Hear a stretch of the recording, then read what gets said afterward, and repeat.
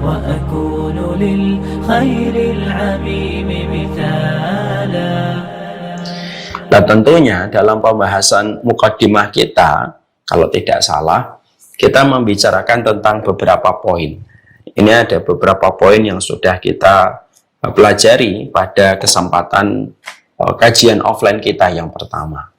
Yang pertama adalah bahwasanya anak itu tidak pernah minta dilahirkan. Tetapi sesungguhnya kitalah yang meminta kepada Allah supaya anak itu dilahirkan. Dan Allah mengabulkan doa kita, mengabulkan harapan dan keinginan kita. Ketika kita menikah, bukan hanya mendapatkan kenikmatan bersama dengan pasangan kita, tapi juga Allah memberikan kepada kita ketenangan dengan adanya keturunan-keturunan yang lahir bersama dengan pasangan yang kita cintai. Maka setiap anak ketika mereka sudah lahir, fondasi paling penting setiap kita melihat anak kita, kitalah yang minta anak itu hadir. Dia tidak meminta dilahirkan melalui kita. Kalau kita menyadari bahwasanya kita yang meminta kepada Allah, berdoa kepada Allah, bahwasanya kitalah yang memohon kepada Allah, anak itu dilahirkan, berarti yang meminta itu harus lebih bersabar dengan segala konsekuensi. Kalau kamu selalu sadar dan kamu tidak terdistraksi bahwasanya dengan banyak perkara dan perkara yang lainnya, bahwasanya dengan kamu menyadari bahwasanya dirimu itu adalah orang yang meminta, ya terima apa yang sudah Allah berikan kepadamu dan bertanggung jawablah dengan apa yang sudah kamu minta supaya betul-betul permintaan ini menjadi sebuah keberkahan hidup kita dalam kehidupan di dunia dan sebab keberkahan kita di akhirat. Memiliki anak itu memiliki seluruh unsur yang dibutuhkan manusia untuk tenang. Dia memiliki tongkat dengan anak yang dilahirkan, akhirnya bisa menjadi tim supportnya di dalam kehidupan ini. Memiliki anak juga menjadikan kita memiliki orang yang melanjutkan estafet ketaatan kita. Memiliki anak juga mendoakan kita ketika kita meninggal dunia, dan memiliki anak pun juga menjadi sebab syafaat dalam kehidupan kelak kita di akhirat. Makanya sekali lagi, karena fungsinya anak itu apabila benar, sedahsyat itu yang didapatkan orang tua, maka sesungguhnya profit yang besar itu sebanding dengan effort yang besar.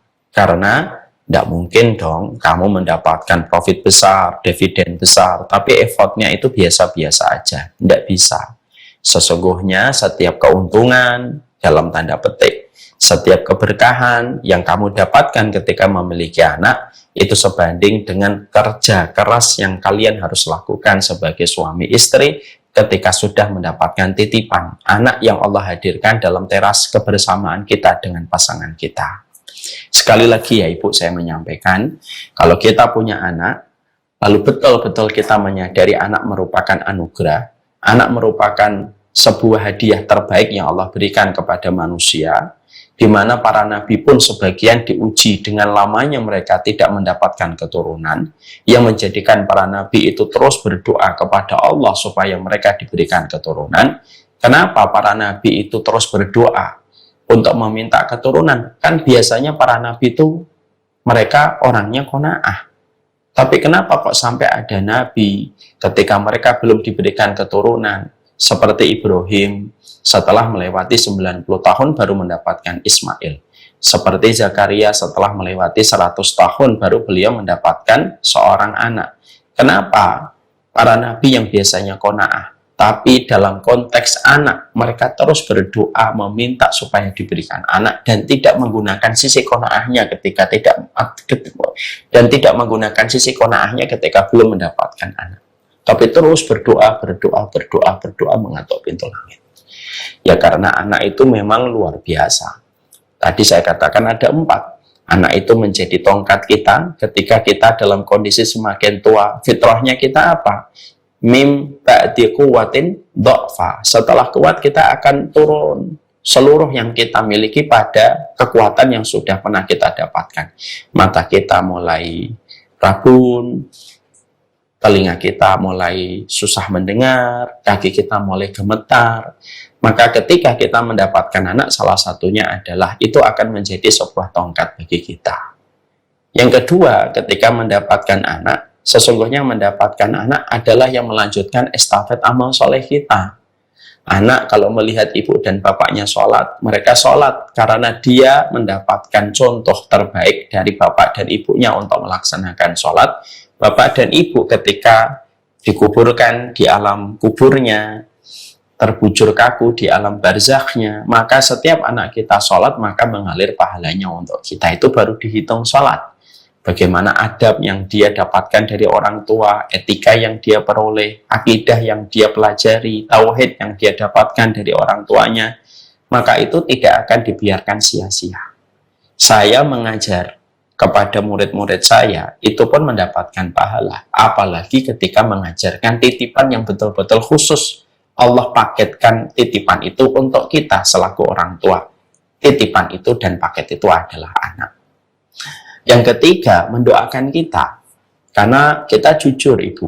Siapa yang paling setia mendoakan kita? Yang paling setia mendoakan kita itu ya cuma 3. Di antara keramaian dan kerumunan manusia yang pernah kita kenal sepanjang dan semasa kita hidup.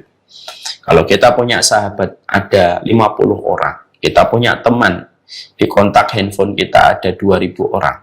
Tapi berapa lama mereka mendoakan kita ketika misalnya, Ibu Rini dikabarkan meninggal dunia. Ibu Fatimah dikabarkan meninggal dunia. Berapa lama mereka akan mendoakan kita? Paling 1 jam, 2 jam, mereka sudah lupa dan sudah kembali kepada aktivitas dan problematika yang mereka hadapi dalam kehidupan. Maka yang paling mendoakan kita itu ya cuma 3. Orang tua kita, itu pun kalau masih ada, dan itu sedikit sekali. Kalau anak itu meninggal dunia, orang tuanya masih ada. Yang kedua, pasangan kita, itu pun kalau dia belum menikah lagi, kalau dia sudah kita meninggal, dia menikah lagi, mungkin juga agak-agak lupa kali mendoakan kita. Tapi yang betul-betul akan terus tidak terpengaruh dengan itu semuanya adalah anak kita. Karena apa? Itulah 3 orang yang sejatinya paling banyak mendoakan kita. Dan urutan yang ketiga itu yang paling logis. Karena apa? Mereka lah yang ingat semua yang kita lakukan untuk mereka sehingga mereka itu mendoakan kita. Makanya inilah yang menjadikan kita paham. Yang kedua, karena mereka mendoakan kita. Dan berdoa itu merupakan sebuah koneksi, bukan 4G, tapi adalah a million G, bukan hanya 4G. Karena ada 5G ya. Ada 5G, ada 4G. Maka doa itu bukan hanya 4G, bukan hanya 5G, tapi a billion of G. Karena apa? Karena sesungguhnya sinyal 4G, Bu, tidak akan nyampe kepada kita kalau kita sudah terbujur kaku di dalam kubur. Semua pencapaian teknologi tidak akan bisa menghubungkan kita dengan orang tua kita ketika sudah meninggal dunia. Handphone kita, iPhone, iPad yang kita miliki mungkin harganya cukup lumayan mahal. Itu pun tidak akan bisa menghubungkan kita dengan orang tua kalau orang tua sudah meninggal. Ibu sudah meninggal, saya sudah meninggal, semoga Allah mengampuni kita. Anak-anak kita nggak akan bisa terkoneksi dengan kita. Tapi satu-satunya sinyal yang menyambungkan antara anak dengan orang tua, antara anak dengan kita, itu doa. Makanya kan kita mendapati ada sebuah keberuntungan seorang wanita dalam sebuah hadis yang sahih. Dia berada di surga dan selalu ditinggikan derajatnya di surga. Sampai ibu ini bertanya, mali hadhihi darajah. Loh, amalku ini yang tertinggal yang mana lagi ya Allah? Kok saya terus ditinggikan derajatnya di surga? Lalu dijawab, bi istighfari ibnik. Ini merupakan buah dari permintaan ampunan anakmu yang terus memintakan ampunan kepada dirimu. Di situ kita mendapati ternyata sinyal doa itu a billion G. Dia itu miliaran G. Yang mana dia bisa menembus kehidupan akhirat, kehidupan barzah. Yang mana setiap berdoa, jangan remehkan doa. Doa itu bisa mengalahkan takdir. Doa itu bisa melapangkan yang sempit pada kehidupan barzah. Doa itu bisa mengangkat yang rendah menuju ke tempat yang tinggi ketika doa itu dipanjatkan dan ditujukan kepada setiap orang tua. Coba.